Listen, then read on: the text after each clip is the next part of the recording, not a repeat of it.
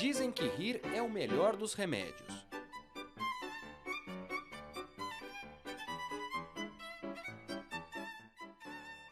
De acordo com Aristóteles, o riso é exclusivo do ser humano.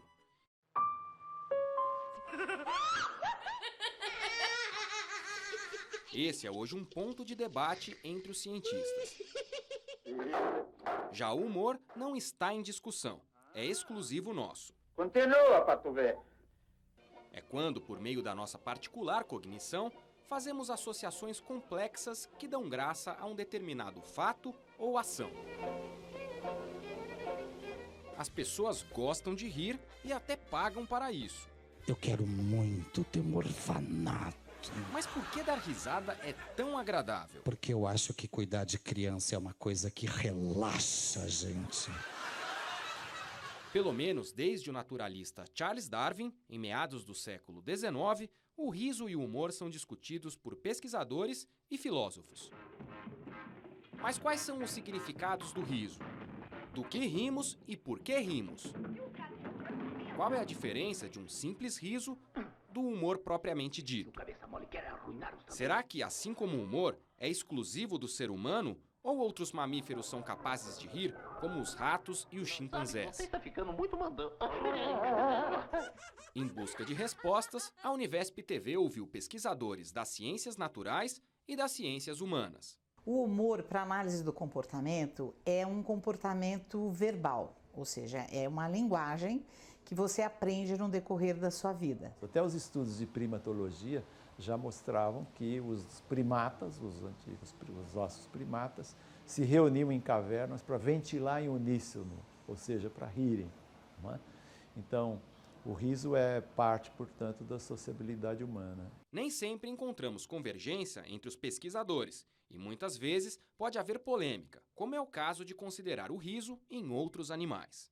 Riso, você pegou um bom exemplo desses em que a gente tem que ter muito cuidado ao comparar os comportamentos. Nós não somos os únicos a termos expressões, os outros animais têm também, mas você tem que decodificá-las. O resultado dessa busca você vai assistir agora.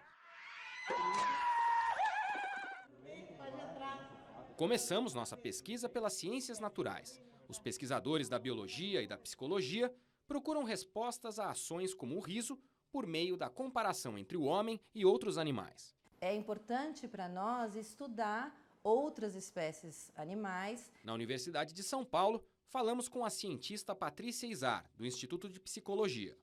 Patrícia é etóloga. É uma área na psicologia que vai olhar para o comportamento humano por uma perspectiva comparativa e pela teoria da evolução. Patrícia é coordenadora de pesquisas que observam um parente próximo do homem, o macaco prego.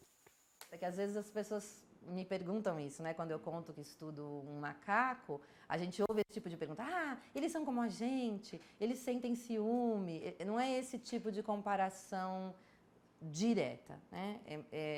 É mais no sentido de entender quais são as pressões seletivas, quais são as causas próximas, o que é que atua aqui e agora para determinar uma ou outra estratégia comportamental, digamos assim.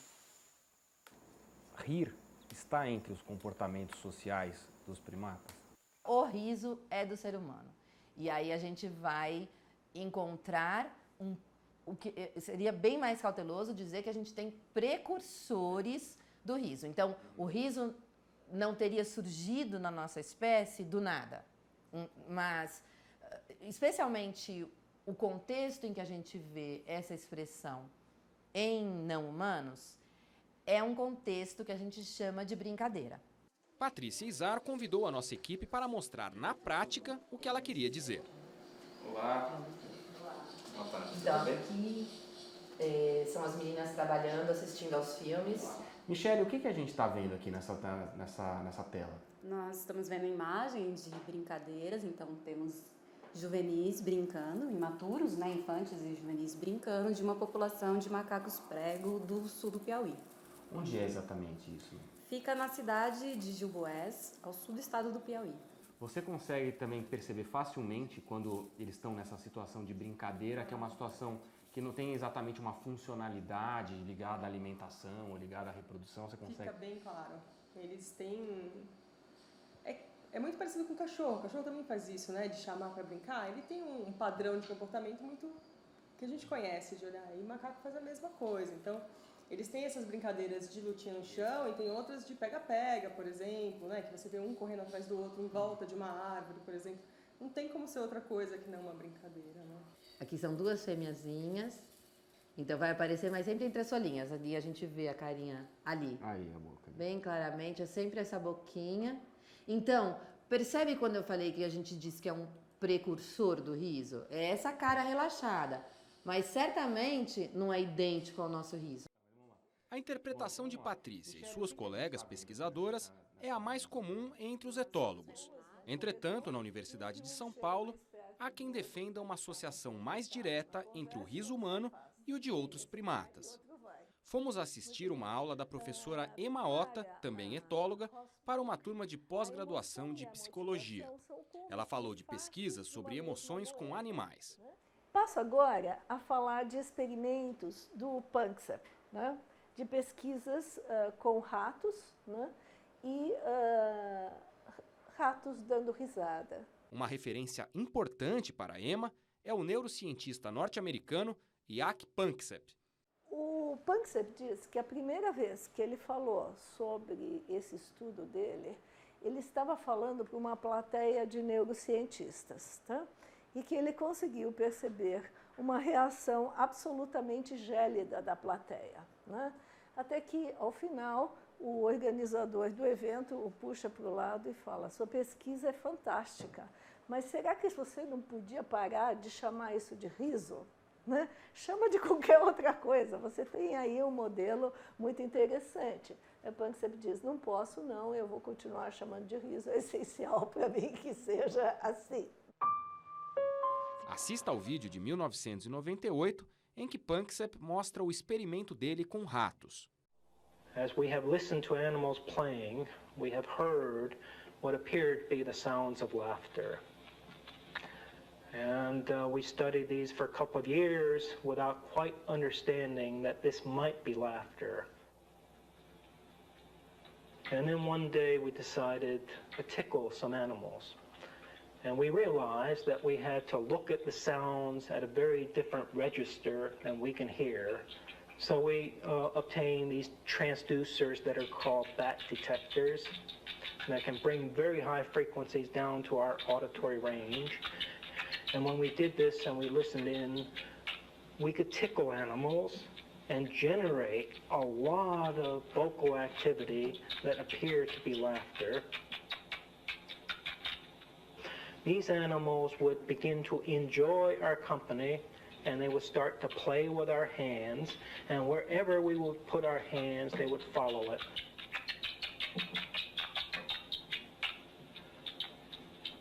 And when we tested these animals to ask whether they were enjoying this kind of activity, the unambiguous answer was yes.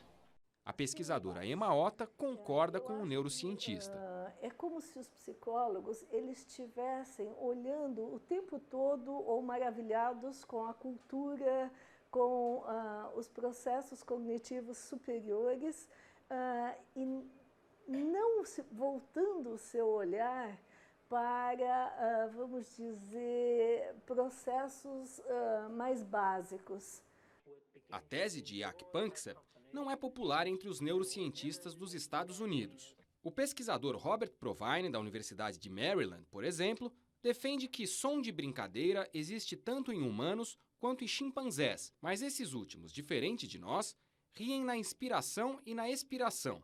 Ser um mamífero bípede permite ao homem coordenar a respiração, a corrida e a fala. Para Provine, o riso é instintivo, contagioso, estereotipado, não controlável e social, e não necessariamente significa humor. O primeiro cientista que se interessou em estudar o comportamento como uma forma de entender o ser humano foi Burrus Frederick Skinner, em 1936. Para o psicólogo norte-americano, o homem é um ser único e não só reage a estímulo, mas produz comportamento e modifica o mundo. Dentro dessa vertente, eu diria que não há discordâncias de que fazer humor é um comportamento aprendido. A cientista Martha Hubner segue os ensinamentos de Skinner. Ela é a atual presidente da Association for Behavior Analysis, uma instituição internacional que representa os behavioristas. Martha nos recebeu no Hospital Universitário da USP, onde coordena o serviço de psicologia. Fazer humor é um comportamento verbal e, como um comportamento, ele é aprendido e a sua aprendizagem depende de 3 aspectos, né? O aspecto cultural, que depende da cultura onde aquele indivíduo está, o humor que ele vai aprender a fazer vai ser diferente, depende da sua história individual, que a gente chama de ontogenia, e depende também da filogenia, da espécie a que ele pertence. Aposte os cavalos de sua criação, os puros sangue. Acresce uma circunstância, o sangue deles não está puro, não. A gente diz na nossa abordagem que para fazer humor e para rir do humor, você precisa ter o que a gente chama de controles múltiplos, ou seja, você precisa ter múltiplos conhecimentos, porque você precisa compartilhar com o humorista, a comunidade a que ele está se referindo quando ele faz o humor, e você também, como ouvinte, você precisa ser um ouvinte fluente, que compartilha a língua, que compartilha os outros aspectos sutis da cultura. Oi, a linha caiu. Eu estou tentando falar. Judite. Isso, sou eu. Exatamente, esse me achou. Esse aí sou eu, tá? Aí agora eu quero que não tenha mais eu aí. Eu espero. Skinner muitas vezes diz que a situação que nos surpreende, inusitada, ela nos faz rir, né? E esse comportamento, ele é complexo, porque para ele rir de uma piada, de uma brincadeira, de um trocadilho, né? Ele tem que entender os diferentes contextos. Rir daquilo que se compreende? Para entender do que riem os índios, o antropólogo francês Pierre Clastres conviveu com integrantes de uma aldeia de Chalupis, da etnia Guarani, habitantes da região de Gran Chaco, no Paraguai. O resultado é um dos 11 artigos escritos entre 1962 e 1974, publicados no livro Sociedade contra o Estado. Clastres observou os índios morrendo de rir após contar 2 histórias. Os protagonistas são o velho xamã, figura das mais respeitadas da tribo, e o jaguar, animal dos mais temidos. Os mitos descrevem o xamã como um líder ridículo e grotesco, já o jaguar, grande e tolo. A cada tropeço dos personagens, uma risada dos ouvintes.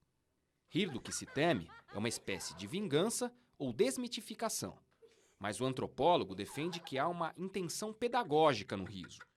Ao mesmo tempo em que fazem na esfera do mito aquilo que lhes é proibido no plano real, eles se divertem e transmitem a cultura da tribo. No próximo bloco, vamos falar da história do humor. Você vai assistir a uma entrevista com o professor Elias Tomé Saliba, do Departamento de História da Faculdade de Filosofia, Letras e Ciências Humanas da USP.